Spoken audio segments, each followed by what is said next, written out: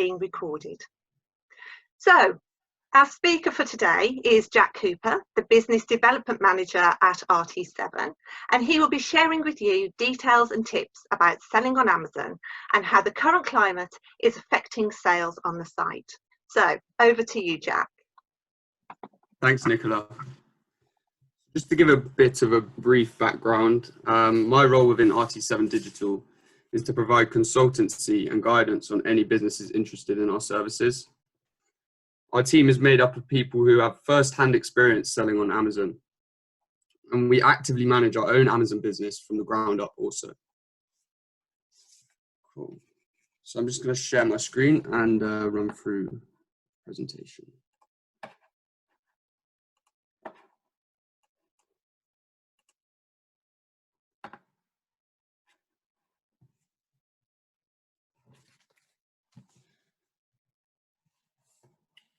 Today, I want to touch on 5 main areas that are key when considering Amazon and the whole ecosystem. Firstly, a look at e-commerce as a whole and the impact that coronavirus has had on online retail. We will also see if these trends reflect in what we are seeing on Amazon. Also, we'll take a look at advertising costs and whether COVID-19 has had a significant impact on cost per clicks and conversion rates. As many of you may be aware, there's been a lot of disruption to Amazon's fulfillment centers. I'm going to provide an update and discuss how we expect the landscape to look moving forward. Finally, possible ways to address these challenges with Seller Fulfilled Prime and how we expect things to change in coming years. So firstly, just a brief look at the impact of COVID-19 on online retail. Since the global lockdown began, we've seen a 25% rise in revenue year on year. Some categories, such as medical and household goods, have been affected more than others, driving the overall growth we are seeing. For those that operate in the luxury space, e-commerce sales are showing a clear decline.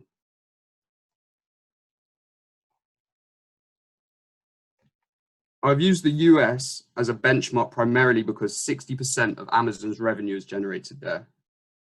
As you can see from the data, online sales increased by 14.9% last year. We expect the changing consumer behavior to massively accelerate this curve, surpassing 20% by 2021.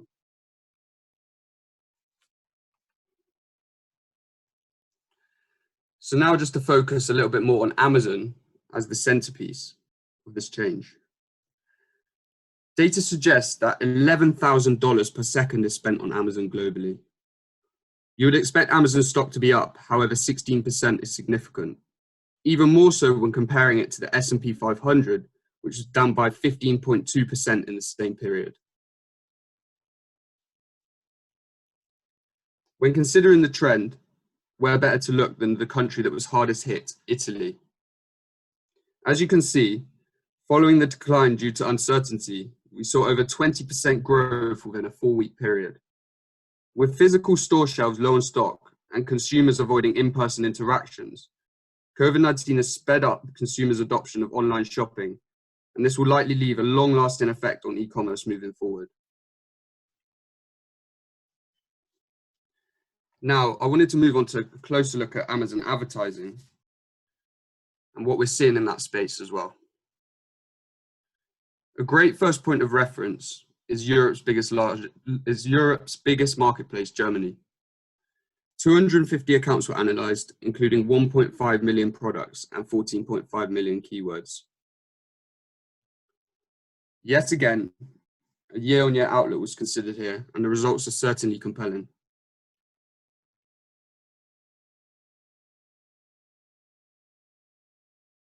Apart from an increase in traffic and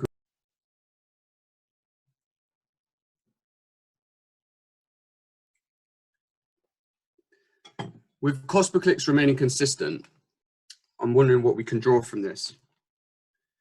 With a reduced rate of clicks, average order value falling, but an increasing in revenue, it's clear to me that shoppers are making more frequent purchases.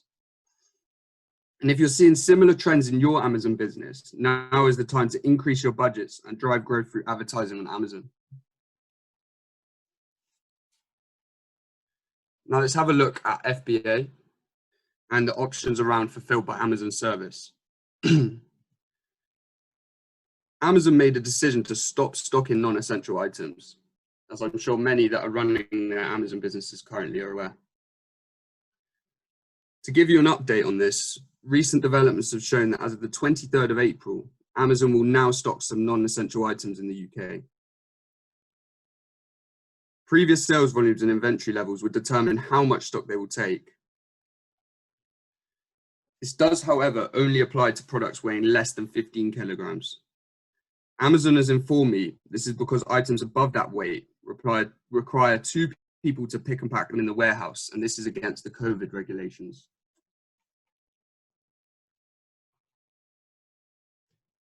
France is the first country to put in place strict regulations when it comes to Amazon. Only essential items can be shipped until May the 11th, and during this time, a full warehouse risk assessment must be carried out. If Amazon failed to comply, they could face fines of up to €1 million per day.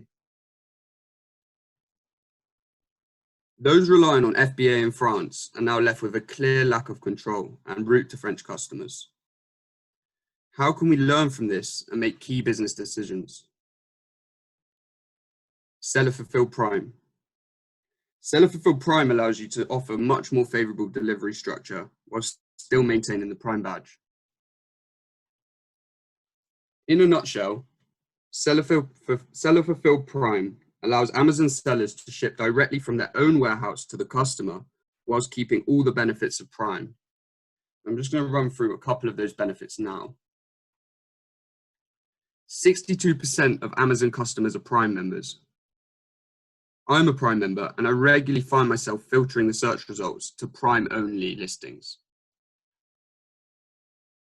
Another benefit is full utilization of Amazon's customer service.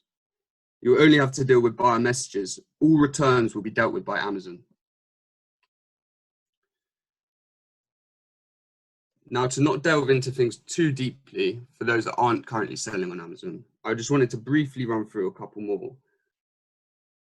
Amazon's A10 algorithm rewards sellers with the Prime badge, enabling them to benefit from the buy box more often when there are other resellers in the landscape.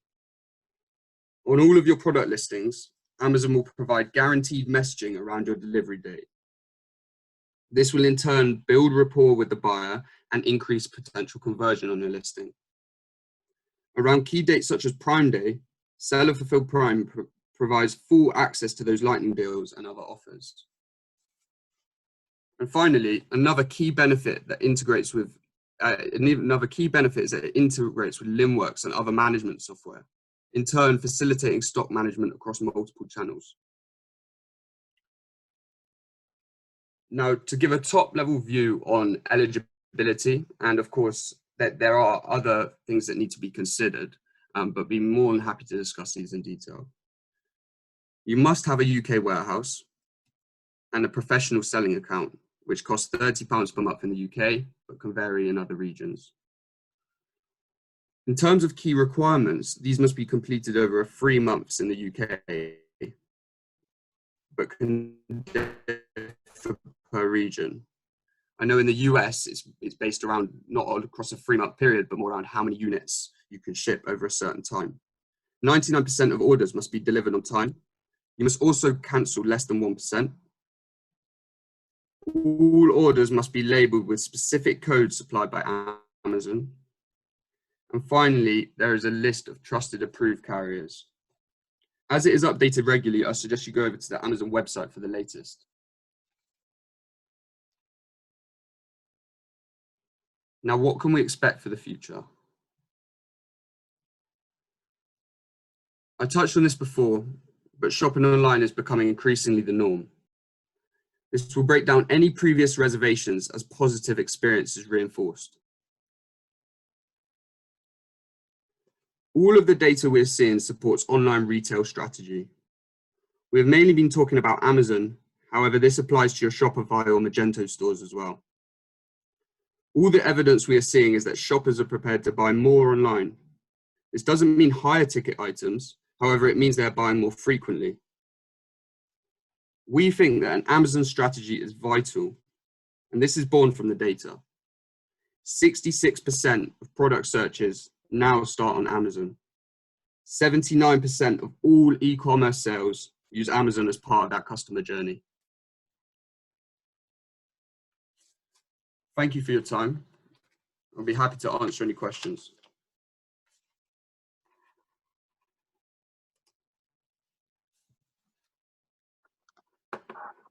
Well, thank you for that, Jack. I will just bring you back into the room again.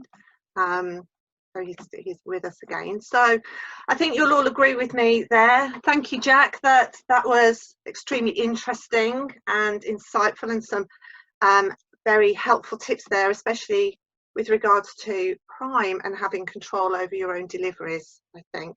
So have a look, see if we've had any questions, which we have. So question is, how do we make contact with Jack?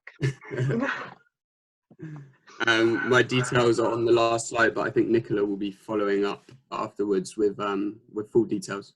Yeah, so I'll be sharing Jack's contact details and also his presentation as well. And also the webinar is being recorded, so I'll share the link to that as well, so you can refer back to it at any point. Another question we've had come through, how does it work with RT7? So I could talk about this for a while, but to give a brief overview, there's normally it's quite a subjective service of what we offer, but we can offer as little or as much help as is needed. But there's normally a stage 1 and a stage 2 to the project. If we were to engage with any of our clients, stage 1 would be the building of the asset, so all of the copy, all the optimization of the account. And the stage 2 would be the monthly management of the paid campaigns and also day-to-day management of the Amazon account. Fantastic.